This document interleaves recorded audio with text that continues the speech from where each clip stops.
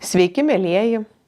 Norime pristatyti projektą Pozityvi tėvystė – žmogaus likimas, kurį įgyvendinome kartu su Vilniaus rajono Ferdinando Ruščico gimnazijos bendruomenė.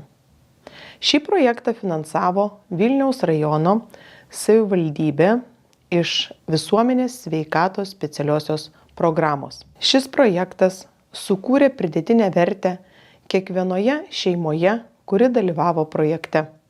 Vykusios diskusijos sutvirtino tėvų pasitikėjimą savimi, o tai yra pagrindas, nubrėžiant vaikam leistino elgesio ribas, randant pozityvius būdus, kaip palaikyti savo vaikus, kaip pastiprinti pasitikėjimą savimi, kaip skatinti jų tarpusavio bendradarbiavimą, kaip ugdyti savarankiškumą.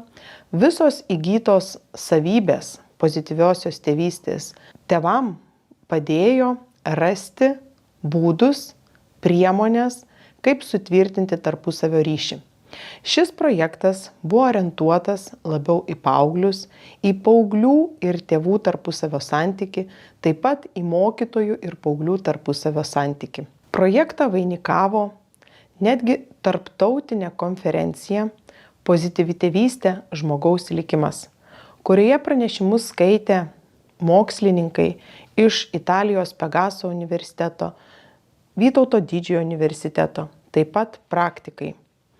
Konferencija pritraukė didelį dalyvių skaičių ne tik šios gimnazijos tėvelių, mokytojų, švietimo pagalbos specialistų, taip pat dalyvavo mokytojai, tėvai iš įvairiausių Lietuvos vietų. Gauti atsiliepimai, laiškai atskleidė, kad ši mūsų konferencija yra labai prasminga ir kad dalyviai laukia ir toliau tokio pobūdžio panašaus turinio konferencijų. Poreikis yra didžiulis, kadangi ir tėvai, ir mokytojai turi daug skirtingų klausimų, kaip padėti vaikam atrasti savo vidinius resursus ir kaip skatinti jų asmeninę ūgtį, kad bendraudami, mokydamiesi, jie jaustųsi laimingai žmonėmis. Tai investicija į žmogaus ateitį, į jo teisingus pasirinkimus, į sveiką gyvenseną. Linkime mums visiems prasmingų projektų ir kurkime tokius aplinkos kontekstus, kurie padėtų formuotis visapusiškoms vaikų, paauglių asmenybės savybėms. Vilniaus rajono savivaldybė skiria ypatingą dėmesį vaikui, šeimai, jų tarpusavio santykių stiprinimui. Kaip manot, kodėl tai yra svarbu? Tėvų ir vaikų tarpusavio santykiai. Tai pirmiausia, kad tėvai yra pirmieji ir pagrindiniai savo vaikų ugdytiniai. Tai pirmieji pamatai, pirmosios vertybės, kurią įskiepija tėvai. Ir tikrai šiandien ugdymas pozityvios tėvystės yra be galo svarbu, dėl to mes kaip Vilniaus rajono savivaldybė ypatingą dėmesį skiriame tėvams, padėti jiems suprasti, suvokti, kokį didelį vaidmenį ir svarbų vaidmenį jie vaidina savo vaikų gyvenime, nes nuo jų priklauso kokie pamatai, kokios vertybės bus skiepijamos ir vėliau jiems pradeda talkinti ikimokyklinė įstaiga, vėliau mokykla. Tai tas labai svarbus ryšys tarp vaiko, tėvo, vėliau ikimokyklinės įstaigos ir mokyklos. Labai teisingas požiūris. Jeigu stiprinam tėvų tėvystės įgūdžius, vadinasi, jie nuo pat gimimo savo kūdikiui sugeba sukurti tokią aplinką, kur jis gali ramiai žaisti, jaustis saugiu, tyrinėti, pažinti. Ir kai ateina į ugdymo įstaigas, jau mažo žmogaus charakterio bruožai būna susiformavę. Kaip manote, Edita, ar tie tarpusavio santykiai tėvų šeimoje turi lemiančios reikšmės, ar gal visiškai neturi jokios reikšmės tam, kaip vaikas yra pasiruošęs jaustis, ugdytis darželyje, mokykloje? Tikrai turi ypatingą reikšmę vaiko gyvenimui tėvų santykiai, nes vaikas mokinasi iš pavyzdžio. Tai nėra taip, ko mes įmokinam, daryk taip, elkis taip, jei patys taip nesielgiame. Nes vaikas tai yra ta imli kempinė, kuri viską sugeria, nes dažnai mes galvojame, kad vaikas to nepastebi, negirdi, nes jis užsiėmęs savo žaidimu, savo veikla.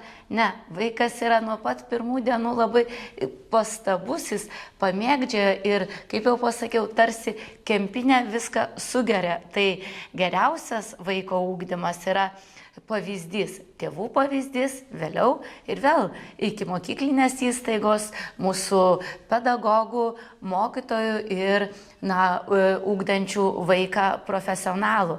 Nes faktiškai vaiko saugumas ir meilė vaikui tai pagrindinės dvi vertybės, kurios reikalingos tuose ugdant ir pirmuosius vaiko žingsnius, nes tikriausiai nesumeluosiu sakydama, kad pirmi 3-4 metai tai kuomet vaikui yra būtinas saugumas ir būtina suaugusiųjų meilė. Tikrai taip, ir tėvų santykiai, šeimų istorijos yra pačios įvairiausios, ir kai vaikai ateina į darželį, ateina į mokyklą, turėdami skirtingus charakterio bruožus, skirtingas patirtis, ir Vilniaus rajono savivaldybė teikia išskirtinę pagalbą ugdymo įstaigom tom situacijom suvaldyti, kur iškyla įvairiausių sunkumų.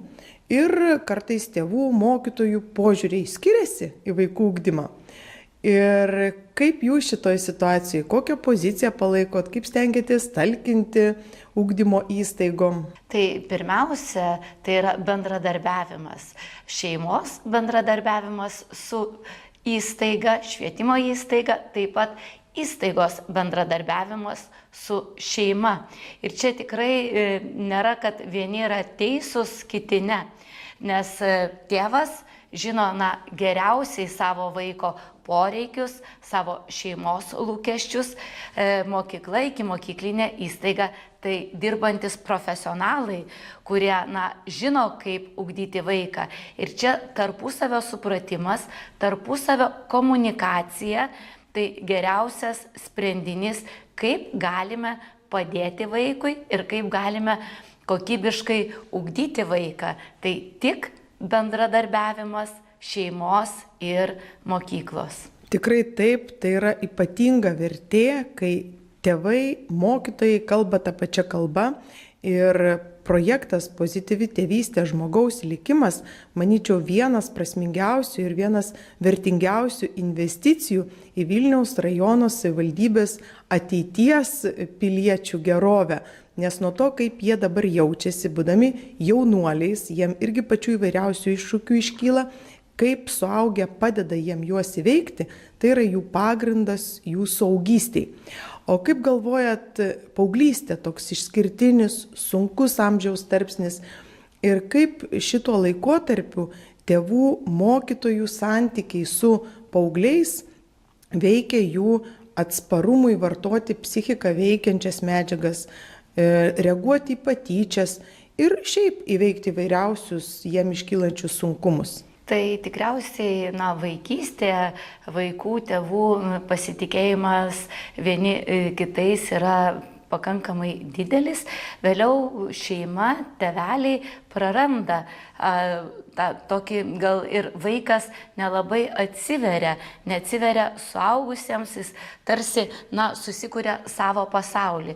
Ir to paauglio pasaulyje visko yra, nes mums suaugusiems dažnai atrodo, kad vaikai, paaugliai neturi problemų, nes viskas už juos nuspręsta, bet kiekvienas, net ir tas mažiausiasis, turi savo problemų. Dėl to reikia ugdyti pasitikėjimą ir neprarasti tarp suaugusiųjų ir paauglių pasitikėjimo, kad jie galėtų atsiverti, kad jie galėtų išsipasakoti. Ir mes ikimokyklinėse įstaigose turime ryto ratą, kuomet vaikučiai ateina, atsiveria, pasipasakoja, ką jie vakar veikia, ar kaip praleido savaitgalį, ar kas juos neramina, su kuo draugauja, kas jiems nelabai patinka. Tuo tarpu paskui jau mokykloje, tą komunikaciją ar tą bendravimą mes kažkur prarandame. Iš tiesų ir užsienio praktikos byloja, ir net iki pačios gimnazijos yra ir skiria mokyklos bendravimui, komunikacijai, kuomet pirmą ugdymo pamoką mes praleidžiame kalbėdamėsi apie tai, kas mus supa, kas mus jaudina, koks šiandien oras ar kokie mūsų šios savaitės planai, visgi didesnės, stipresnės tokios jėgos negu komunikacija, kalbėjimasis ir išsikalbėjimas, manau, nėra vertybės. Tai dėl to neprarasti pasitikėjimo ir atvirumo ir pokalbio. Ir tada matysime, kuo jaunuolis gyvena, ir reikia parodyti, kad jų problemos, jos būna labai mažos, bet mums, suaugusiems, labai rūpi ir mes gebame juos suprasti ir jiems padėti. Man, kaip edukologijos srities mokslininkai, kuri gilinasi pozityvios tėvystės temą, širdis dainuoja girdint Vilniaus rajono vicemerės Editos Tamošiūnaitės žodžius ir kuriamą vertę savo požiūriu, savo mintimis, kad tėvų ir vaikų tarpusavio santykiai, vaikų ir mokytojų tarpusavio santykiai kuria pridėtinę vertę būsimų Vilniaus rajono miestelėnų geroviai.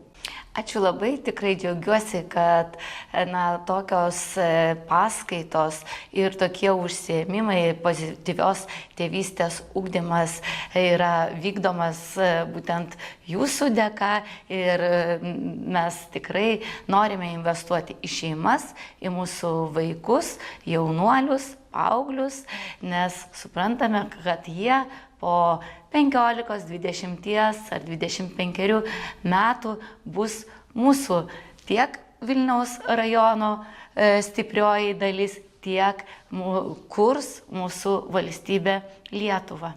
Ačiū labai. Dėkoju.